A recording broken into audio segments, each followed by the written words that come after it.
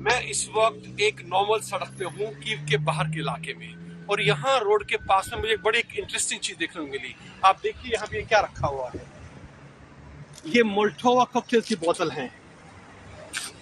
ये मोल्टोवा कॉकटेल है जिसको हमने बहुत सारा हिंदुस्तानी टीवी पे देखा है, बहुत सी बातें की गई हैं।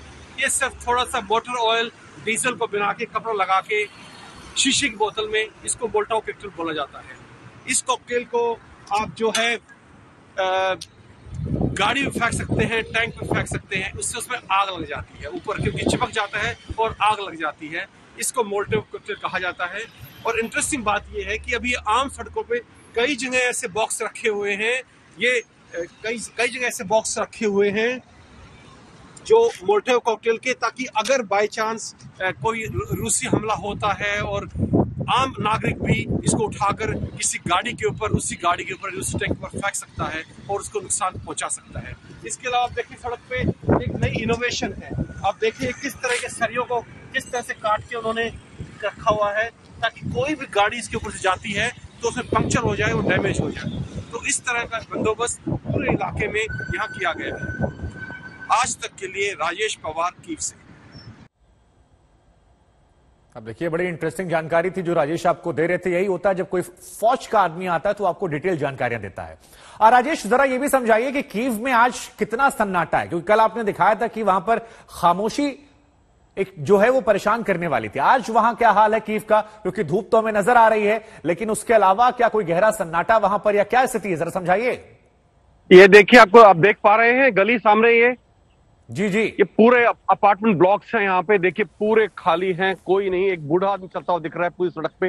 पूरा सन्नाटा है, कहीं कुछ नहीं है।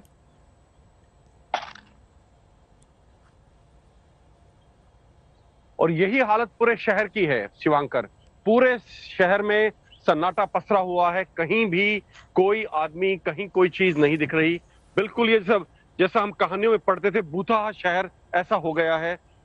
आउटस्कर्ट्स में कल जहां थोड़े बहुत सुपरमार्केट खुली है एक आधी, या कोई दुकानें खुली है, वहां जरूर कुछ लोग दिखते हैं जो बचे हुए लोग हैं यहाँ पे अपनी जरूरत की सामान खरीदते हुए। बाकी शहर में कहीं आपको कोई लोग नहीं दिखेंगे, कहीं ज्यादा मूवमेंट नहीं दिखेगी। ये हालत है अभी यहाँ की। ये शहर अभी युद्ध के लिए तैयार है, क्योंकि इसमें सिर्फ फौजी, मिलिशिया, कुछ पत्रकार और थोड़े बहुत बुजुर्ग लोगों के अलावा यहाँ भी कोई नहीं रह रहा है इस शहर में। शुभांकर, नहीं तो राजेश, फिर एक सवाल खड़ा होता है कि जब जितनी बार आप ये तस्वीरें दिखाते हैं, शहर की खूबसूरती जो है वो आंखों को आकर्षित करती है। अब सवाल ये खूबसूरती कब तक बची रहेगी? क्योंकि जेलेंस्की के जो स्टेटमेंट आ रहे हैं वो तो बड़े भयानक आ रहे हैं। जेलेंस्की ने आज कह दिया कि देखिए, मैं रूस को चेतावनी देता हूं, उनकी पीढ़ियां बर्बाद हो जाएंगी, संभल जाएं, अभी भी आखिरी मौका है बातचीत का। तो ये कीव की स्थिति कब तक बरकरार रहेगी और क्या देख रहे हैं आप आगे इस युद्ध में?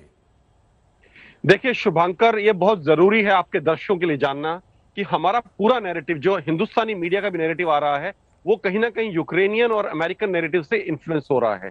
मैं कल किसी से मिला हूं, मुझे दोनेत्स्क की फोटोज और वीडियोज आए हैं। जैसे वीडियोज यहाँ के सोशल मीडिया में एमिनेट हो रहे हैं, वो उनकी माता पिता ने भेजे थे, जिनको मैं जानता हूं।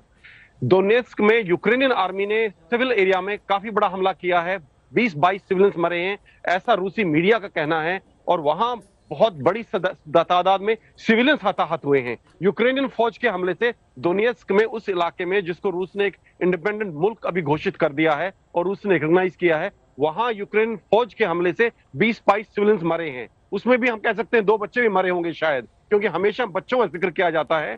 तो शुभांकर, ये समझने की जरूरत है, दोनों फौजें अपना टेक्टिकल एडवांटेज देख रही हैं। उसमें सिविलियंस के इलाकों में भी हमले हो रहे हैं, लेकिन नैरेटिव सिर्फ एक तरफ का बिल्डअप हो रहा है। इससे हमें बचने की जरूरत है, चाहे वो वीडियोस हो, फोटोज हो, वो डॉक्टर्ड हो सकते हैं, कोई पुराने हो सकते हैं, किसी और इलाके के हो सकते हैं। बहुत कॉशन की जरूरत है इसमें। और जब तक ये इंफॉर्मेशन कैंपेन चलेगा, ये मिलिट्री कैंपेन के साथ साथ चलेगा।